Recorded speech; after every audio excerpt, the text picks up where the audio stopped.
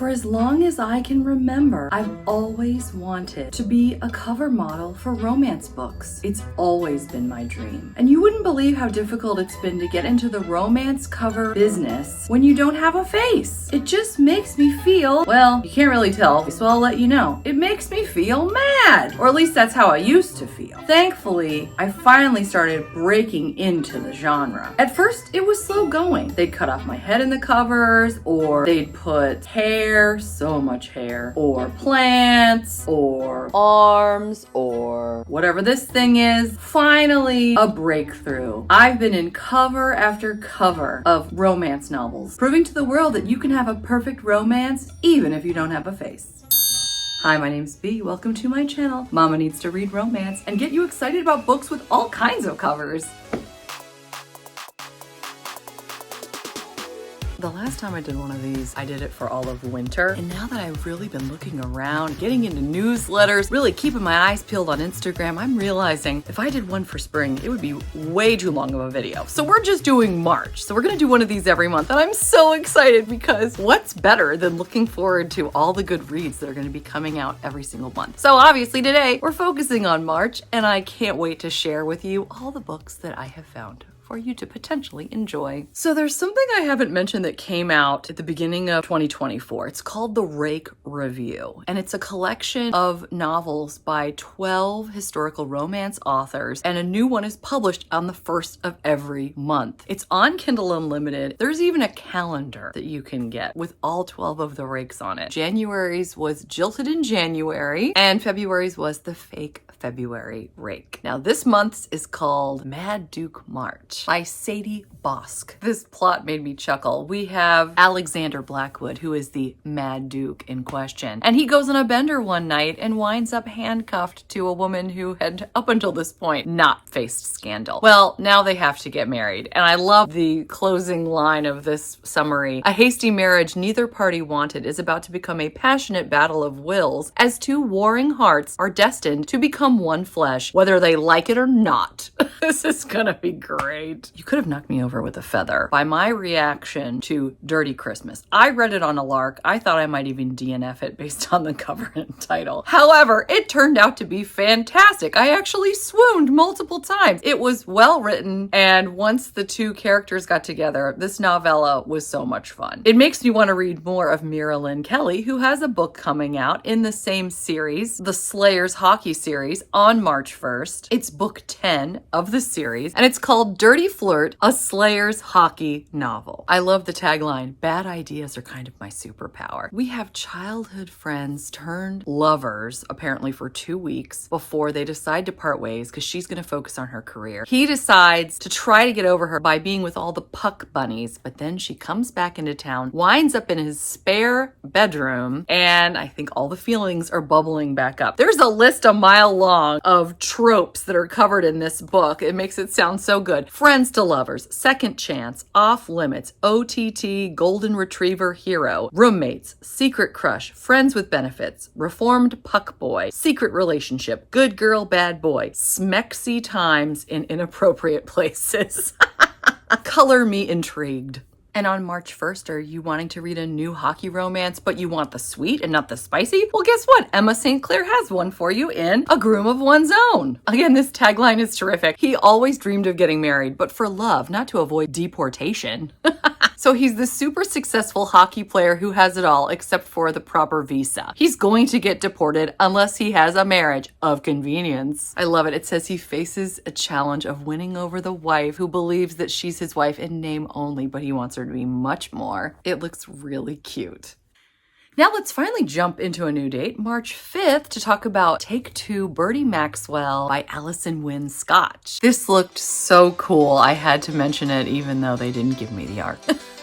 So Bertie Robinson is a famous actress, but she gets into a fight on stage one day. Her reputation is ruined, so she decides to lick her wounds back in her hometown, where she discovers an old love letter from one of her old flames asking for a second chance. It's not signed though, so she goes through her whole love life history in her hometown with man after man trying to figure out who's the one that wanted that second chance. Now here's where it gets especially interesting. She's not doing this alone. A reporter from the the small town winds up going along with her, and he has carried a torch for her for decades, but she has no idea. I have a feeling she's going to find out in this novel. Also on March 5th is Lady Charlotte Always Gets Her Man by Violet Marsh. I'm actually reading this arc as we speak, and it is very interesting. In this novel, Lady Charlotte finds out she's betrothed to a man whose first 2 wives died under mysterious circumstances, and Charlotte believes that the husband was the killer. She's got to get out of this betrothal at all costs. Thankfully, the potential murderer's brother is willing to help her crack the case. The only way out is to prove that her fiance is as bad as she thinks he is, and the 2 of them are going to solve it together and maybe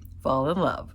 But there's even more mystery coming out on March 5th. Finlay Donovan Rolls the Dice by El Cosimano. This is book 4 in the Finlay Donovan series. I can't wait to read the next set of madcap shenanigans of our heroine in this book. I'll read you the last line of the summary here. If Finlay can juggle a jealous ex-husband, 2 precocious kids, her mother's marital issues, a decomposing loan shark, and find her nanny's missing boyfriend, she might come out of Atlantic City in one piece. But will she fold under the pressure and come clean about the things she's done, or be forced to double down?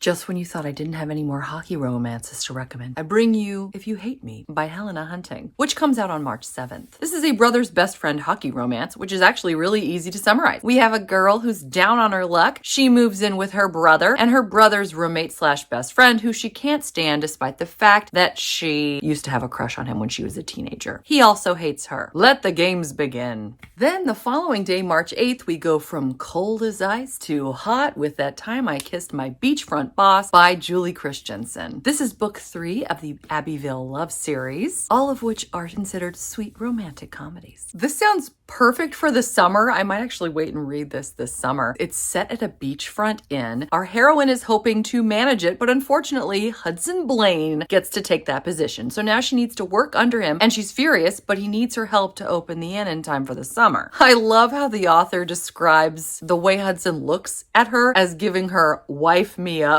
vibes. What? We got some tropes too to tell you about. Sworn off relationships, forced proximity, workplace romance, found family, small town. Say less. Sorry to break up continuity, but I was just having lunch and checking NetGalley, which I love to do to see what the latest books are, and ignore my daughter. She's hanging out in my bed. Lucy Score has a book coming out March 12th. I just put out a request. We'll see if they accept it or not. It's called The Dead Guy Next Door. This is what I get if I have anything to film after she's in school. Sorry. Riley Thorne lives with a bunch of elderly roommates. She has hallucinations, and her mother's convinced that these hallucinations are actually ghosts. Then, a very handsome private investigator turns up at her door because her neighbor was murdered. So now we have a private investigator who's handsome, another gentleman who really likes her, as well as someone else who's trying to help her hone her psychic gifts while they all try to figure out who the murderer is and find love in the process. She's touching my camera. Oh my, I'm so sorry. Anyway, I've never read Lucy Score before, so I'm even more excited. All right, let's move on. Remember when I told you that The Wickedness of a Highlander by Elisa Braden was going to be released in February? Well, they changed the date. It's now March 12th. This is book 4 of the Midnight in Scotland series. Sabella had done Alexander dirty. Their 2 feuding families will never get along again after what happened. You know what happened. But one day Sabella needs Alexander's help, and he says, sure, I'll help you as long as you become my maid. But every challenge he throws down at her, she throws right back at him. Unfortunately, there are some dangers that have refused to stay buried that could still come up, and he finds himself not only in love with her, but now he's got to protect her too. Looks like it's dangerous, exciting, romantic, spicy, everything you could want from a Highlander romance. Except being released on time, of course. On March 14th, Stephanie Lawrence has a new book coming out, and it's book, I think, 5 million, is that right? Actually, it's 14, of the next generation of Sinster novels. There's a lot of Sinsters out there. This one's called A Family of His Own. If you enjoy adventurous road trips, mystery, and found family, I don't think you could do better than this book. Looking at the summary, my goodness. We have Toby. He's on his final mission, which involves escorting a woman who really irritates him and her 3 godchildren across Europe, apparently, in order to get them safely home. But that is easier said than done. In order to secure the children and finish this mission, they actually have to pretend to be a family, one that Toby has never wanted. It looks like it could be incredibly heartwarming and super exciting. Looks interesting. I've read one Savannah Scott and loved it, which is why I feel comfortable teasing about this cover right now. We have two faceless people, one of whom has eyebrows and one doesn't. For some reason, he also has a beard, which I definitely think is strange. Anyway, the point is,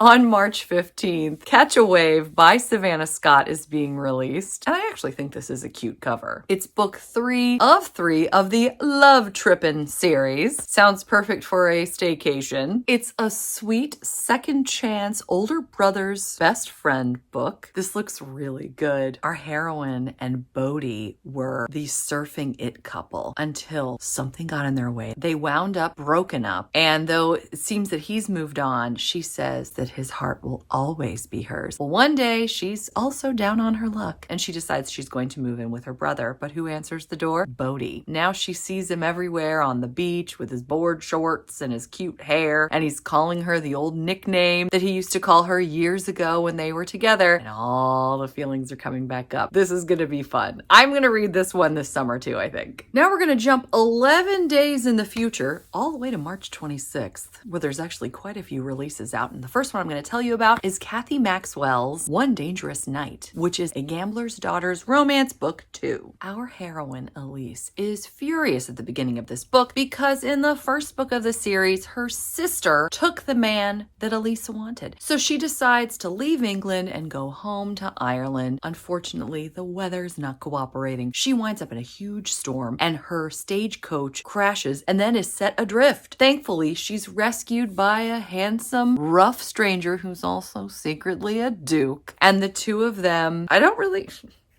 know what they do, but you can imagine they're gonna do something. It doesn't really say. He rescues her and then things happen. Maybe it's a road trip. I'm not really sure, but it looks romantic. And for those people who love Kathy Maxwell, I've heard many of you do, I think you're gonna love this book based on what I know, which is something, but not enough.